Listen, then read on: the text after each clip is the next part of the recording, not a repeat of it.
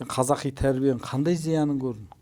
Енді жақында ғана бір француз әйелдің несін айтып жатыр маған, өмірін. Баласын мешітке алып келіп тұр. Өзі католик әйел. Сөйтіп мешітке алып келіп, мынау түріктердің, арабтардың бір сондай тұратын микрорайонда мешітке әкеп баламды тәрбиелеңіз.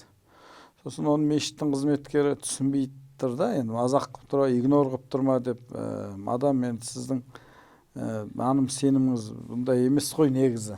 Мойныңызда мен кресті көріп тұрмын деген кезде, сонда француз әйелінің айтқаны ғой. Жоқ, менің балам сіздердің діндеріңізде болғанын қалаймын. Өйткені біздің кварталда тұратын осы алжирлік болсын, түрік болсын, басқа жаңағы Тунистен келгендер, тағы басқалар болсын. Жалпы мұсылмандар. Бұлардың еш қайсысы анасы жалғыз отырғанды көрмедім мен үйде. Бұлар керісінше 10-15 баласы бола тұра, бұлар сол бір күндер құттықтап келеді, бір күндер бірге жиналады. Бұлардың аналарының мұңайып, қайғырып, бір жалғыз қалғанын мен көрмедім. Мен байқамадым да, бұлардың біздің кварталға келгенде 20-30 жылдай уақыт болды алдының. Бірақ мен осыны көріп келе жатырмын.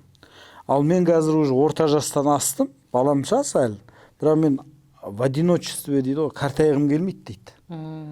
Менің лучше балам сіздердің діндеріңізде болып, осындай тәрбие алып, мені бір немерелерім күнде қасымнан кетпесе деп мен осы тәрбиені қалаймын деді. Сіз қазақи тәрбиеден не зиян көрдіңіз мысалға? Қазақи тәрбиеден бір зиян бар ма? Қоғамға, басқаға?